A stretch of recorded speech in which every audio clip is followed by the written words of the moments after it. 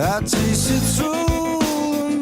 término sostenibilidad se ha ido incorporando a nuestro vocabulario de una forma muy rápida y a veces algo espontánea, básicamente porque en el actual siglo XXI han ido apareciendo certificaciones internacionales, los cuales piden a sus mercados, o mejor dicho, adecúan a los mercados para poder abastecer y proveer un mejor producto, en este caso un seafood, un recurso pesquero, un alimento marino, hidrobiológico, convertido y transformado en una fábrica como una conserva de atún.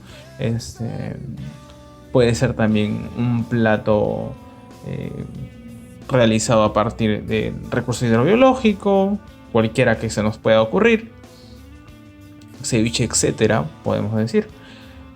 En ese caso, uno se pone a pensar tanto en el que realiza el proceso de producción de ese producto final, porque es un producto final que proviene de una cadena, que tiene distintos eslabones de producción, digámoslo así, o procesos, donde se indica que ha pasado por un trámite o un proceso sostenible, o proviene de una pesquería, digamos así, sostenible, que es donde aparece la terminología estricta, o mejor dicho, aparece esta palabra, que obviamente es existente ya desde hace muchísimos años, solo que viene incorporada o viene a incorporarse, como digo, para finales del siglo XX, y ahora, gracias a las certificaciones, pues se acoge mucho más, se prende más en estas situaciones de certificar y evaluar las pesquerías en general, en el ámbito peruano y también en el ámbito internacional, para, como dije, ofrecer un producto con una calidad, con una buena calidad, con una calidad que sea el producto finalmente inocuo, alineada a los objetivos, ¿no?, del cliente. En este caso, como indiqué también, proveniente de cualquier tipo de recurso pesquero, anchoveta, digamos harina de pescado, que va a ser un producto importante para la producción de alimentos para otros animales, chanchos, aves, probablemente entre otros animales, perros, gatos, etcétera, o también mismos peces para la acuicultura. Hago referencia a eso. Entonces, el término sostenibilidad va a ligar toda esa línea de trabajo, todo ese trámite, esa cadena de valor que va a sustentar pues una actividad que nos va a indicar que con la palabra sostenibilidad se hace referencia directamente a que esa pesquería durante, o mejor dicho, en el tiempo, va a ayudar a que seguramente el recurso no se pierda, o el recurso, mejor dicho, se mantenga en el tiempo, ¿no? Haya un respeto propiamente de las etapas de esa, en este caso si es de una pesquería, si un producto final es proveniente de un tipo de pesquería de merluza, estamos hablando de que esa pesca, que vamos a ponerle sostenible, hace que sean respetados, obviamente, gracias a esas certificaciones internacionales, y también la adopción del propio país con sus propias normativas han hecho que sea sostenible la pesquería, para que se respeten etapas de crecimiento del recurso de una pesquería determinada. Entonces, el término sostenibilidad se ha ido incorporando de esa forma, porque antes, bueno, años atrás no hemos tenido, digamos, no hemos tenido pesquerías. Si hacemos alusión a la pesquería más golpeada, de alguna u otra manera para decirlo así, ha sido la pesquería de anchoveta, ¿no? En los años 60, 70, de un fuerte declive de la biomasa pesquera de este recurso anchoveta. Y por tanto la sostenibilidad de los otros recursos quienes se alimentaban de esta anchoveta, ¿no? Como especie forrajera. Es por tanto la sostenibilidad, este término importante para recalcar. No queremos que la palabra sostenibilidad simplemente se vuelva un denominado buzzword, ¿no? O sea, una palabra pegadiza, o que al final se convierte en algo etéreo, sino que sí en la práctica, y gracias a las certificaciones, las que también mencionan, por ejemplo, la MSC, la BPA, la Marine Trust, mencionan a la sostenibilidad como su foco de trabajo. Eso es por lo tanto que hoy vamos a hablar sobre la sostenibilidad en la pesca. Hola a todos, ¿qué tal? Aquí con ustedes soy el ingeniero Omar Luna. Bueno, hacíamos referencia a que la sostenibilidad como término anexado, que sea adecuado, porque en sí la palabra sostenibilidad, si le damos una búsqueda, por ejemplo, en el Google, digamos el recurso más rápido que tenemos, la sostenibilidad nos dice que es la cualidad, ¿no?, de sostenible, ¿no?, especialmente las características del desarrollo que aseguran las necesidades del presente sin comprometer las necesidades futuras de las generaciones.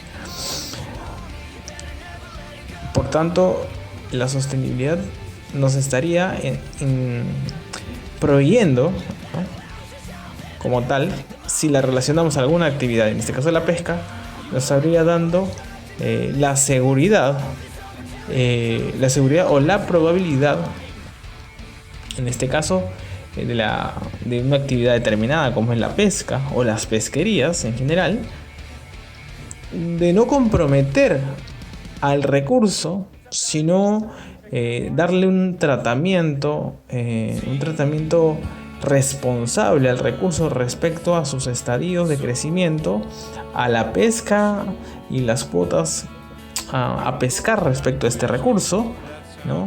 Las delimitaciones de quiénes tienen que pescar qué y cuánto se tiene que pescar.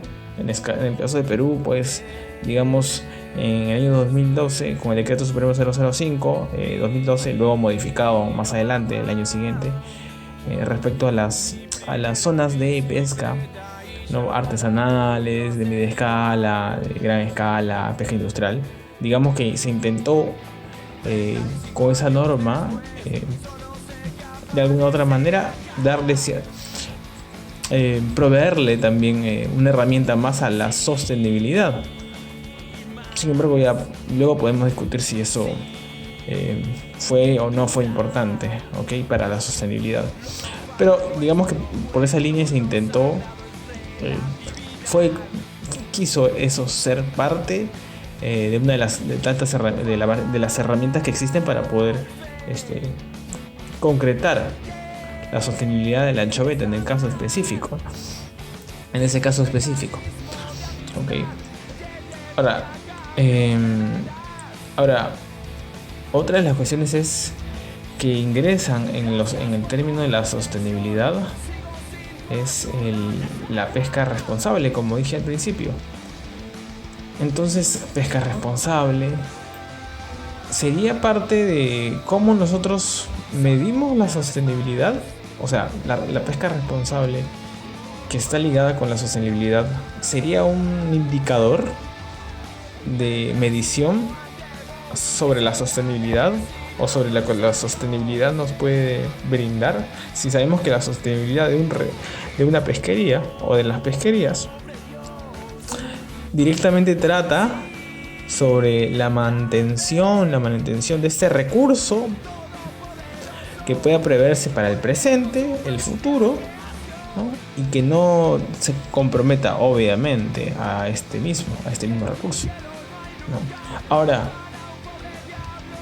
la sostenibilidad va a jugar, mejor dicho, van a jugar factores, probablemente amenazas, en contra de la sostenibilidad sin que nosotros la provoquemos. O sea, quiero decir, por ejemplo, Si en el año 60, entre el 60 y el 70, hubo una depredación, ¿cierto? Porque no se respetaron no se respetó las pesquerías de la anchoveta, estrictamente su ciclo biológico de crecimiento, y la depredación fue tremenda, ¿no? Utilizándose también artes de pesca también no nodables, y no había un control. Lo que sí debió ser es todo lo contrario, por supuesto. No hubo una pesca responsable, por el contrario, ¿no? Entonces, ello obviamente es un factor que nace de una gestión pesquera irresponsable, ¿no? Una gestión pesquera irresponsable, proveniente del Estado. Y claro, compartida por supuesto con los agentes industriales, ¿no? Sin embargo, también hay amenazas externas. ¿A qué voy? Otras amenazas como las que no tienen que ver ya con los seres humanos en sí, sino probablemente con una contaminación que pueda existir fuera de los hechos propiamente de las personas quienes están involucradas en las pesquerías que acabo de mencionar, como industrial en este caso, artesanal también, y de media escala, ¿no? ¿Cuáles podrían ser? Tal vez pues el propio cambio climático, ¿no? Básicamente hablemos, por ejemplo, de ¿está relacionada con el cambio climático? Sí, está relacionada con el cambio climático. El cambio climático en general, como sabemos, hay que marcarlo, sí. Bien, es un proceso que se da en la vida terrestre, en nuestro planeta, de una manera gradual, se está dando.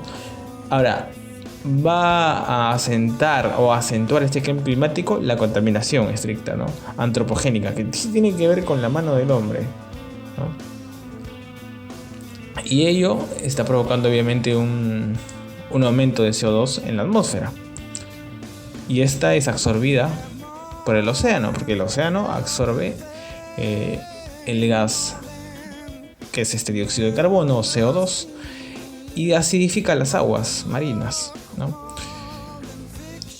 La acidificación de las aguas marinas provoca distintos cambios en su estructura, en su composición química, y esto provoca, esta acidificación pues altera a muchas de las especies que viven en los océanos, en nuestros mares, y probablemente dañen las pesquerías existentes, ¿no?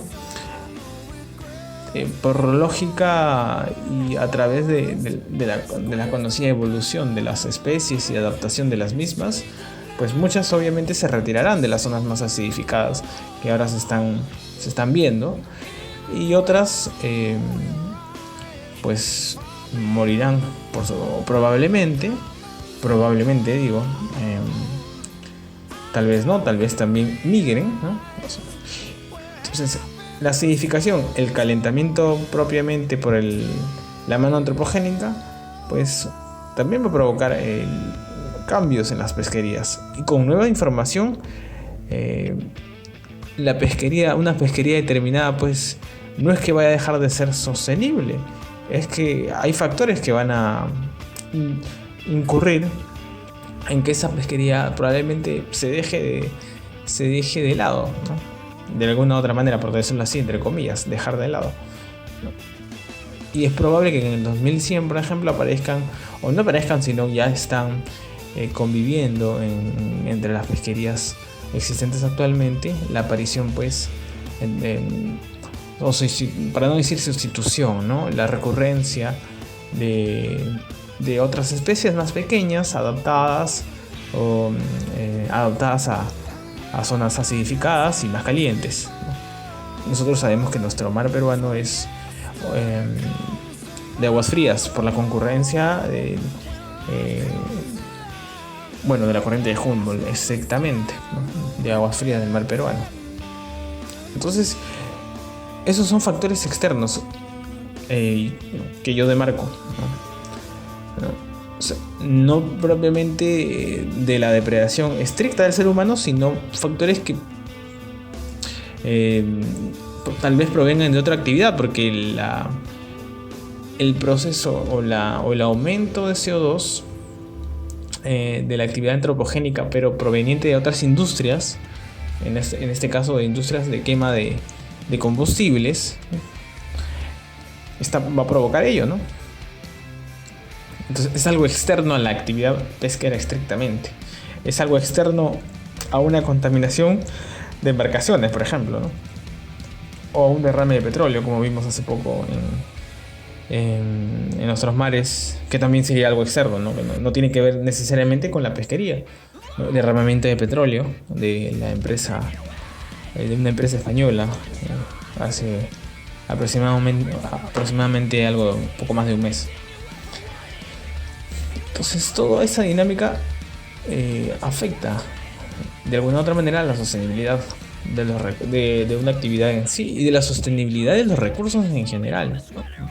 Puede que aparte a una actividad, a una pesquería determinada, pero sí afecta toda la sostenibilidad a la sostenibilidad de las pesquerías en general, o de la actividad de la pesca en general. Entonces vamos a medir la sostenibilidad en función al estado de las poblaciones, en este caso de los peces, de la nueva concurrencia de especies, ¿no? Por tanto, al impacto ambiental también. Como mencioné al principio, la gestión de la pesca, la administración de los agentes, las autoridades políticas, de alguna otra son autoridades políticas, es sumamente importante. Entonces, esa es una manera también de medir, o de cuán es medible, cómo se puede medir la sostenibilidad de la pesca. Entonces demarcamos el estado de las poblaciones de los peces. Podemos mencionar la biomasa, cuántas especies existen, ¿no? O no cuántas especies existen, sino cuál es el estado de salud de esas especies. Se pueden hacer distintas evaluaciones hidrobiológicas de la cantidad de distintos tipos, digamos, de sustancias que contengan las especies pesqueras o los recursos u otros recursos hidrobiológicos, en qué estado están. Como sabemos, por ejemplo, la acidificación le está proveyendo negativamente un impacto negativo, obvio, a muchas de las especies, como conchas de abanico, ¿no? Está deteriorando su estructura calcárea de los arrecifes de coral. Sin embargo, hay otras especies que sí se adaptan a esa. En las investigaciones que se han ido dando, sí se adaptan a este cambio. Entonces ahí aparece, pues, que básicamente son algunos platelmintos que sí se han adaptado a esos cambios. Entonces ahí vemos algo muy distinto, ¿no? De todas maneras, igual hay una afección a las otras primeras especies que, digamos, de manera general he mencionado. Y estrictamente la pesca a los peces, a las pesquerías existentes en la actualidad. De ahí la división, pues, o mejor dicho, la constatación del impacto ambiental de la zona, porque solamente se impacta la pesca, se impacta el recurso, a los recursos pesqueros hidrobiológicos, y se impactan a las distintas hábitats existentes dentro de este ecosistema marino. Y quienes debieron haberse adelantado, o mejor dicho, averiguado, investigado, trayendo más ciencia y más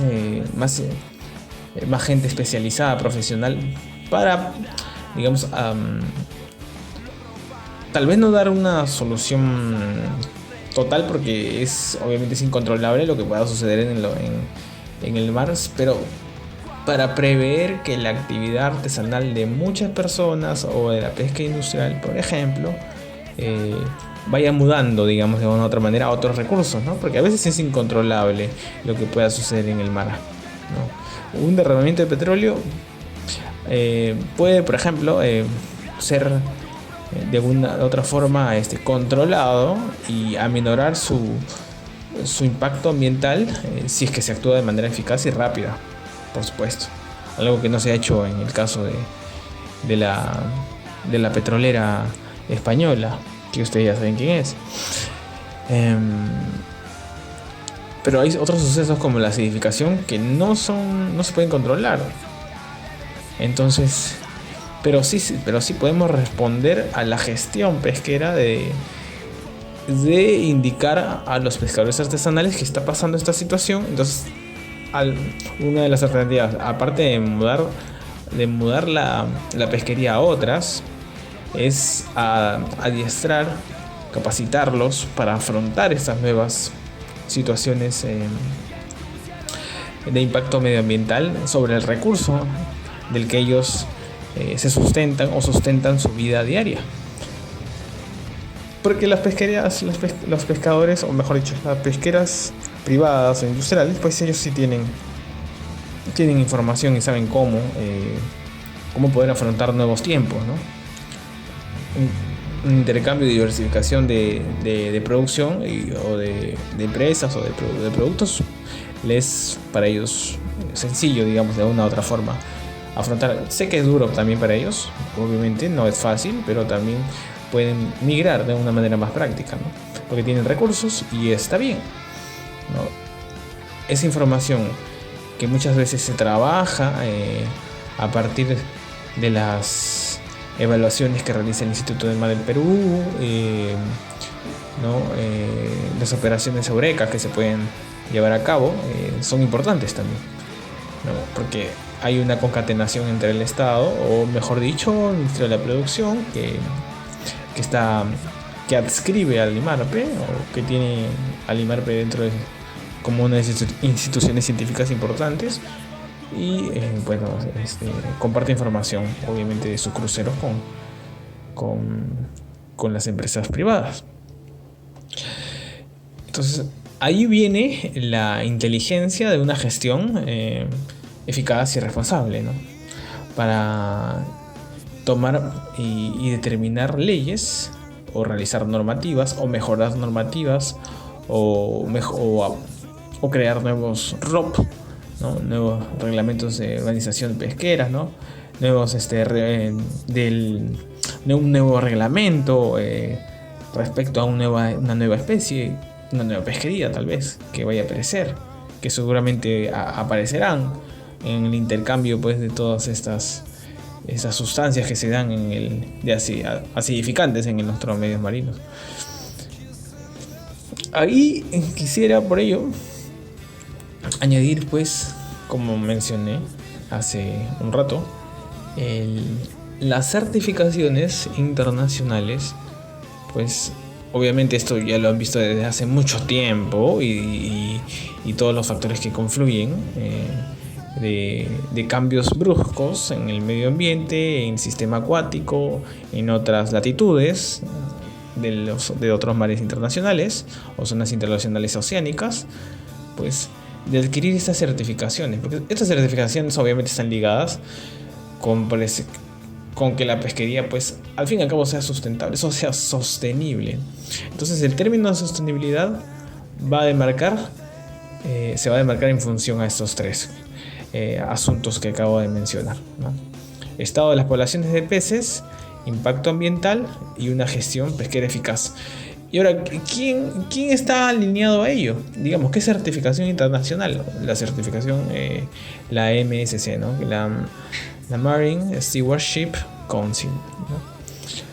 El Perú está adquiriendo, o varias de las empresas pesqueras están trabajando para ser certificadas en la línea de esta certificación. La Marine Trust es otra certificación, por ejemplo, también, ¿no? En el ámbito de la acuicultura, ya podemos trabajar la palabra sostenibilidad o el término sostenibilidad en función ya a otras características. En la pesca es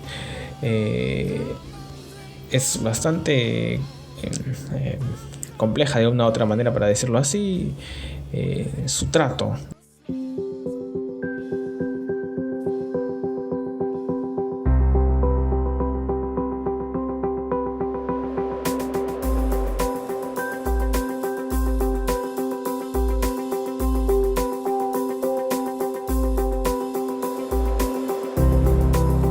La quema de combustibles fósiles ha causado un aumento de la concentración de dióxido de carbono en la atmósfera y, como consecuencia, el planeta se está calentando. La mayor parte del dióxido de carbono se distribuye por la atmósfera, pero casi una cuarta parte de las emisiones anuales son absorbidas por los océanos. A primera vista, la extracción de dióxido de carbono de la atmósfera por parte de los océanos puede parecer algo bueno, ya que frena el calentamiento global. Pero en las últimas décadas se ha observado que el aumento de dióxido de carbono en la capa superficial del océano tiene un efecto importante en la química del agua: la acidificación del océano. El dióxido de carbono absorbido por el océano entra en reacción con las moléculas de agua, formando ácido carbónico y liberando iones de hidrógeno. Cuantos más iones de hidrógeno hay, más baja el pH del agua y más ácido se vuelve el océano. El exceso de iones de hidrógeno reacciona con los iones de carbono, formando ácido carbónico. Esto genera una serie de reacciones químicas que disminuyen la disponibilidad de carbonato cálcico. En el océano hay una serie de organismos que necesitan ese carbonato cálcico para construir sus conchas. Al no disponer de él, a largo plazo sus conchas se debilitarán.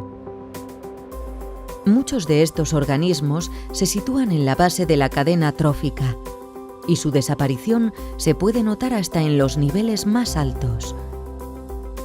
En este sentido, los arrecifes de coral de las zonas tropicales también se encuentran en peligro, ya que viven en simbiosis con organismos calcáreos que necesitan el carbonato cálcico para sobrevivir. Por último, el descenso en el pH también dificultará la respiración de algunos peces, pues reducirá la eficiencia del intercambio de oxígeno en sus branquias.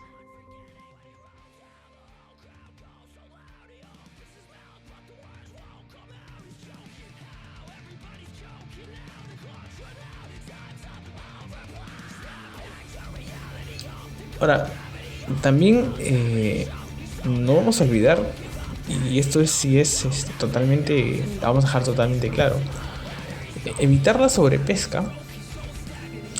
Aunque ya hemos tenido en la historia de la pesca peruana, entre el 60 y el 70, esa debacle por sobrepesca, que proviene obviamente, la sobrepesca es el resultado de la mala gestión, de la gestión ineficaz de este tercer indicador de medición de la sostenibilidad. Pues ahora en la actualidad también se tiene que regular. O sea, es obvio que se está regulando, que en la práctica se estaría regulando eso, ¿no? La sobrepesca y de la mano de la pesca negra, ¿no? Y la pesca negra que tendría y debería ser, pues, otro de los factores que mellan la sostenibilidad directamente, ¿no? La pesca negra. Han habido casos en Piura, sobre pesca negra, pesca ilegal. No solamente de peces, sino también de tiburones, ¿no? Y en eso hay denuncias, etcétera, varias, digamos, asuntos que están aún por dilucidarse, ¿no? La ilegalidad siempre va a aparecer en la pesquería o en las pesquerías en general, en las cuales las normativas, las autoridades que hacen esas normativas estén simplemente subsanando cosas demasiado alineadas solamente a lo administrativo y a las firmas y punto, ¿no? Si no se pone, digamos, el Estado, no se pone, el Estado en este caso produce, no pone las barbas en remojo, ¿no? Y las manos sobre la brasa, que viene a ser pues la ilegalidad de la pesca negra, Entonces estamos fritos, ¿ok? Fritos pescaditos, como se diría, ¿ok?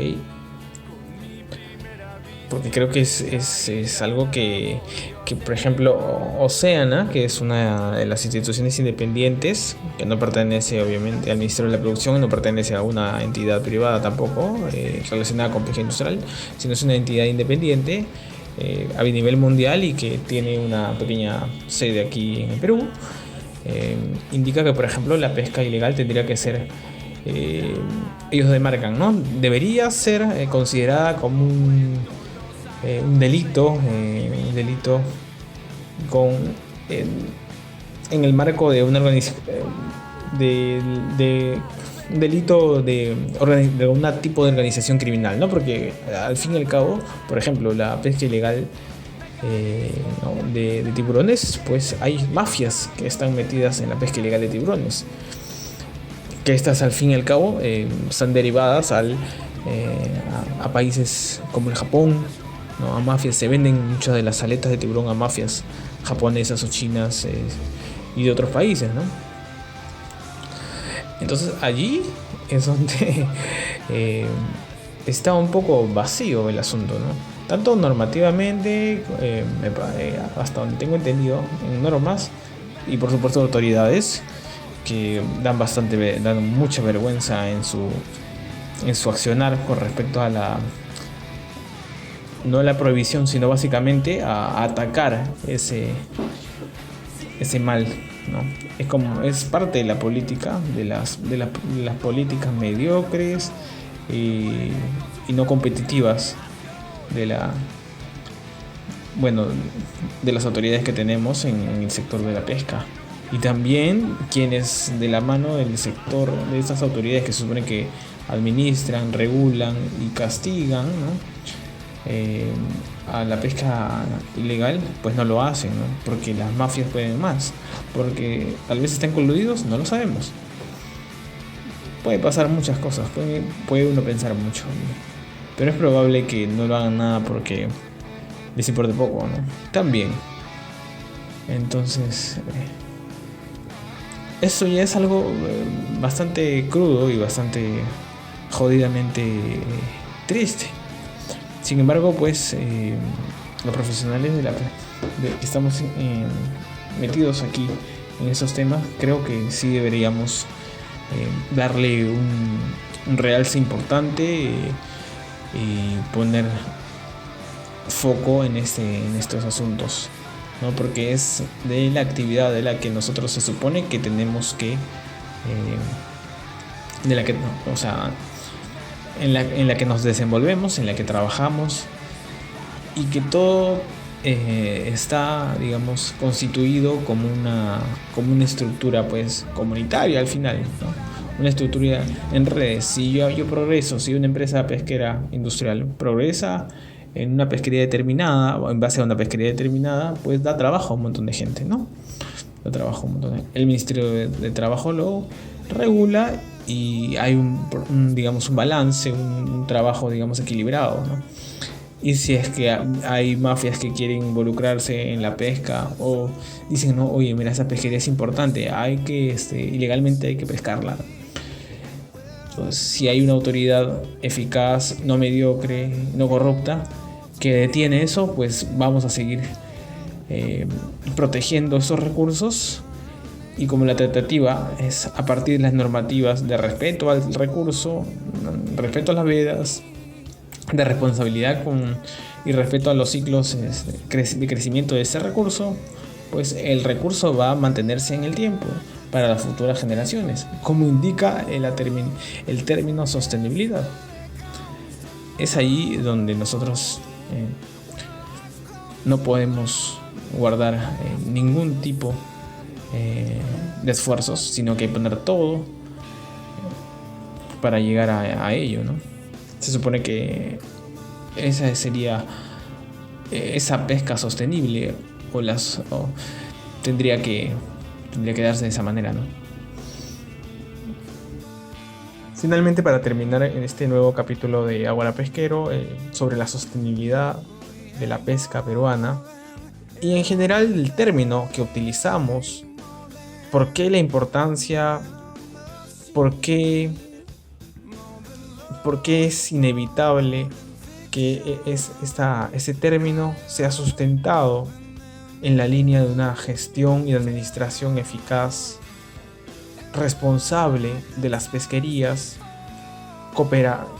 también en cooperación con la Sociedad Nacional de Pesquería? Hablo de Estado cooperando, información, trabajo, capacitación para los pescadores artesanales, en las cooperativas, también, por supuesto, de manera paralela, como dije, con la Sociedad Nacional de Pesquería, que incluye la Sociedad Nacional de Pesquería a grandes empresas industriales peruanas.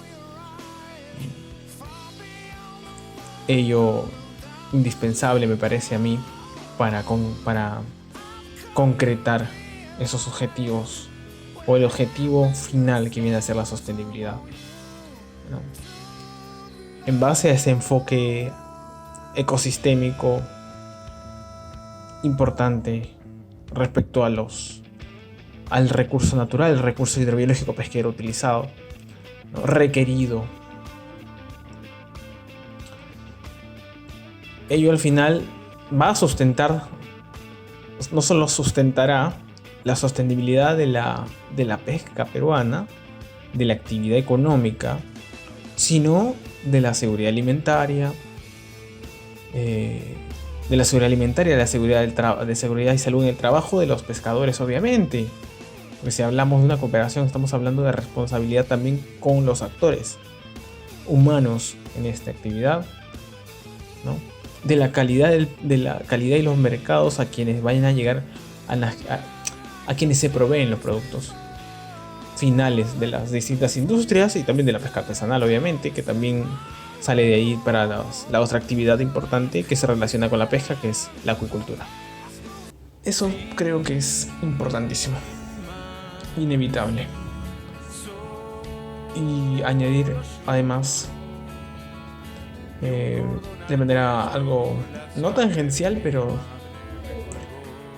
que afecta a la sostenibilidad, aunque no parezca, la pesca que se realiza en el límite de la zona exclusiva económica de pesca del Perú, realizada por embarcaciones rusas, extranjeras como chinas, también japonesas, coreanas, y eso afecta.